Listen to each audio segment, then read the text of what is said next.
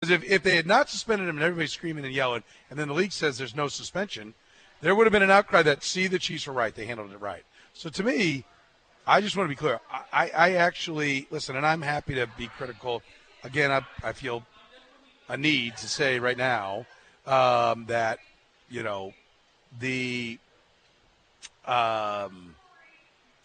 I'm looking at something here, Curtis. I'll get to you in a second here, Curtis. That the league, absolutely. I completely lost my train of thought. What the hell was I saying? I think the league took the lead. I guess my point is the league took the lead on this, and the Chiefs allowed. If they weren't proactive, they were perfectly within their rights to be proactive. The case has never come to the fruition of a sentence of any kind or charges against Tyreek Hill. So from a legal standpoint, they're right. We still have a wild amount of non-information. We don't know a lot. So we've been left to speculate all along. That's what we have to do bit by bit. Were we misled in some regards by the reporting, the excerpting of the under false pretenses, like there's lurid details of their sex life? That was a complete fabrication. A complete fabrication. The only thing he ever said about it was that he wishes he hadn't had a sex life. Well, at one point she said, "We had just had sex." There's that line. That's it. Those are the two times the word is mentioned. Right. So that clearly is, it doesn't rise to any kind of level like that. So the situation still is uncomfortable to me. I think that there's still, if we want to go down the pure football standpoint, I think the Chiefs would be well served to go the 1 year at a time route with Tyreek Hill. There's still going to be plenty of interaction between Crystal Espinal and Tyreek Hill. The world. I don't know if there will. I don't know how that works. Well, but I mean, think it's almost impossible. I am, I'm a divorosed man. Yeah, but if they never have custody of their child, there is no reason for them to. Well, I'm sure but they will probably visit their child. I don't know that it'll ever be at the same time. Maybe if I were running child services, which I'm not, and thankfully so, because I'm not qualified to, but I would never let them visit at the same time. Would you? No, but what I'm saying is there may be important family events that both would attend. Christening, birthday, graduations, whatever. They both could be there. Right. I mean, the world is rife with situations where ex-spouses or people in a relationship are in the same place and get into it. They could, right? And absolutely. And I think the Chiefs are at risk with Tyreek Hill every day moving forward, because all somebody has to do is make an accusation, completely unfounded and false or not, and get it public. And I think there's something to be said for us in the media doing our job and not just taking a phone call or an email from somebody and blurting it on the radio because so-and-so like the says, Kareem Hunt thing. Yeah, says Tyreek Hill, did this. Well, we better go find out that happened before we put it out there, because once it gets out there and goes public, it's going to spread like wildfires. All right, so that's that's the world they're going to live in. Right. So it to me, that's absolutely where they are at risk and something they have to consider it moving forward with him. But he's not going to take a 1-year deal, because there are many teams that will give him multiple years. Let's be clear. I think the Chiefs are going to give him a contract. I think they'd be wise not to do it tomorrow, right? To hand him an extension. I think it's also clear he will not get the same amount of money he was going to get. There will certainly be less guaranteed money.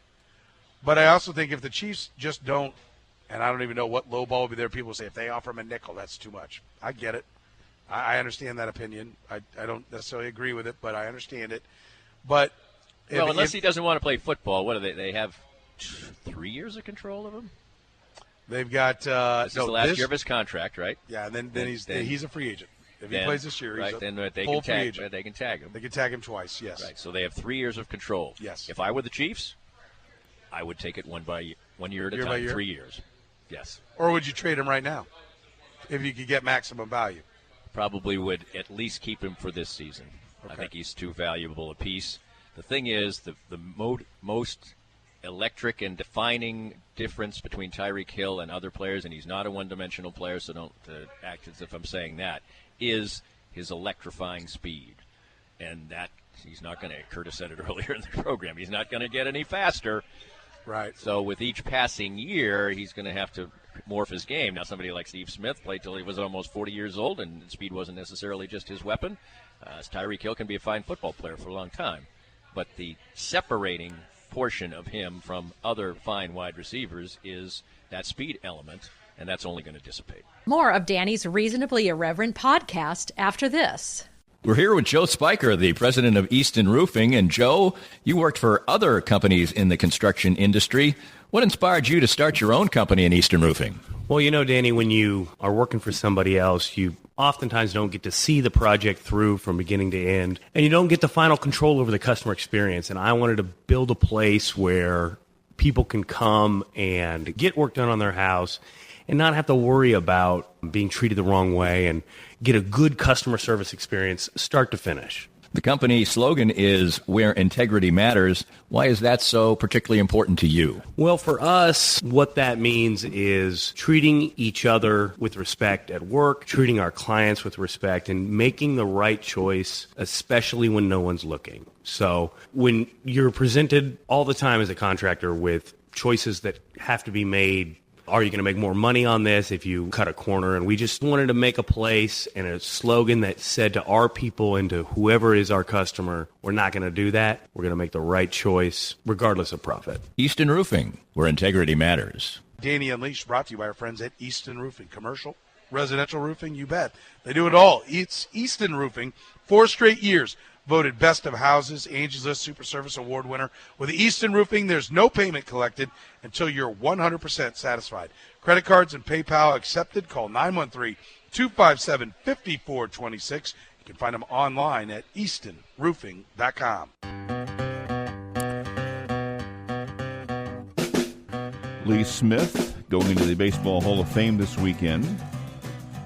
He was a career saves leader for 13 years, beginning in 1993. Whose record did he break? I know this. One of my favorite stats. I'm going to be mad when I hear this answer. Oh, wouldn't it have been Raleigh Fingers? Mm-mm. Yeah. No?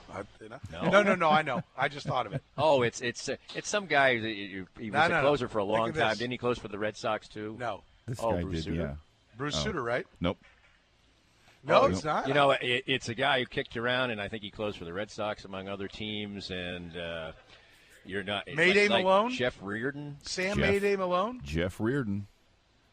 You sure it wasn't Sam Mayday Malone? It wasn't. No. Here's my favorite stat. Raleigh Fingers held the career stats lead or saves lead from 1980 to 1992.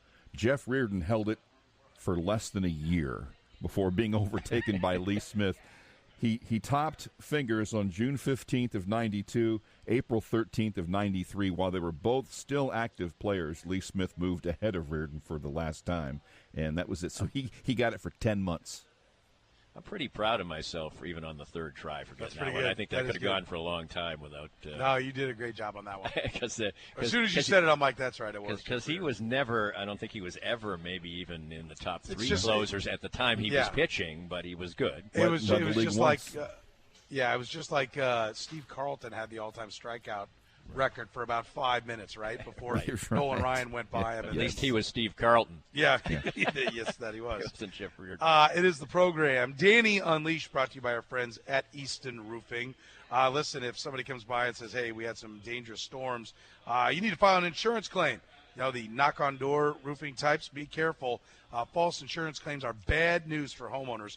Call Easton Roofing. Get a free estimate right now at 913-257-5426. They'll give you a free inspection. You can find them online at eastonroofing.com as we broadcast from the Kansas City Steak Company at 5140 Kansas Ave. Stop by on your way home. I don't care if it's on your way home. Go out of your way while going home and get here up to 80% off on all kinds of great cuts of meat that you're absolutely going to love. And I do love the idea. Stock up for your tailgating right now. If you got a freezer and you can store it, you're going to tailgate 10 times this year. Figure out how many steaks you need, how many burgers you need, and get here right now and buy it. It's going to be a great deal for the entire Chiefs season. Yeah, bring a Winnebago and fill it up with meat. I thought of Easton Roofing the other day because I literally was driving around, and I think a storm had literally just ended.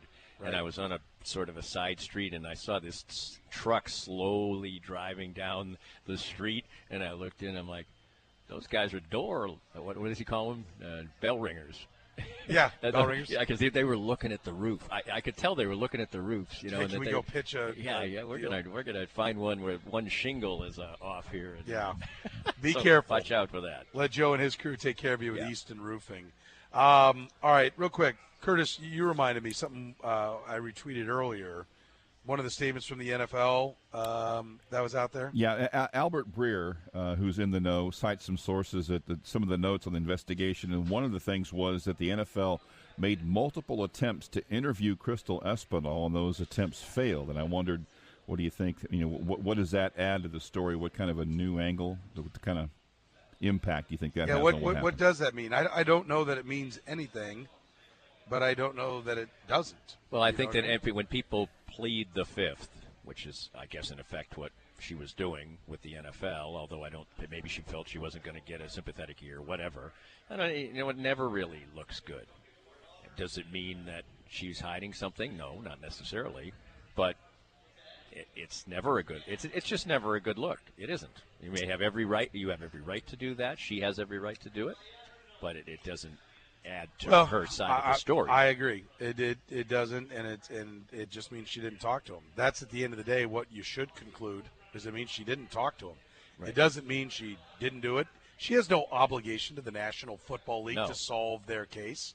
And frankly, she has, if for some reason talking to them would somehow harm Tyreek Hill's earning potential, theoretically that harms her potential to provide for her kids.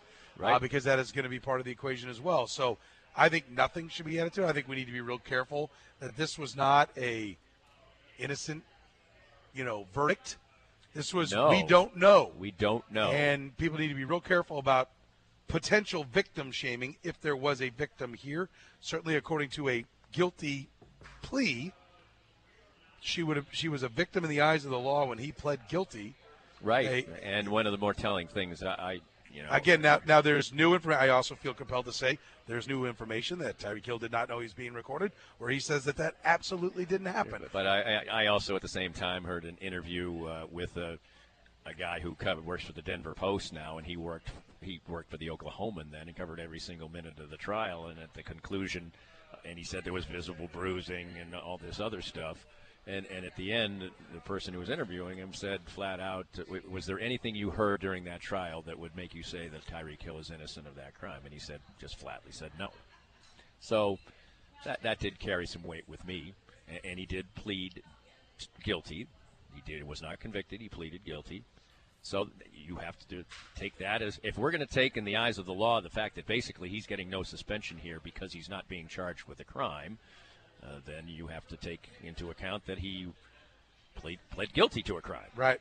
So in the end, he's going to play football. The Chiefs have what did Carl Peterson call it? A person at risk on their football team, more than the one that he referred to, as a matter of fact. A situation that is volatile, or maybe Tyreek Hill will just play football for the Chiefs forever and ever, and nothing else will ever happen. And the league and the Chiefs have legality standing on their side because they don't know. Let's play some sound here. Patrick Mahomes has checked every box appropriately since he came to Kansas City, carried himself in a perfect manner. Has never put the Chiefs in a bad light in any way, shape, or form.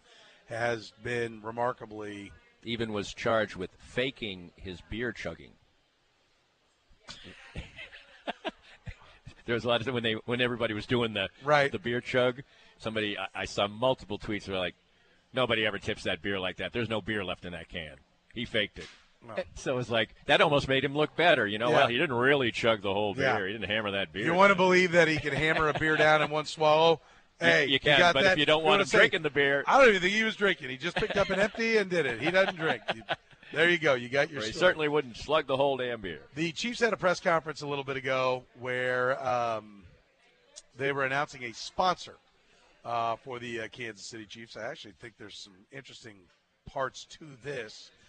Which maybe, I don't know, maybe we'll get to it now, maybe we won't. But Patrick Mahomes was part of this press conference. They brought him out. The company is GEHA. Is that correct, Curtis? Do I have the name of the? Yep. Okay, GEHA, which is a health insurance company, and they are now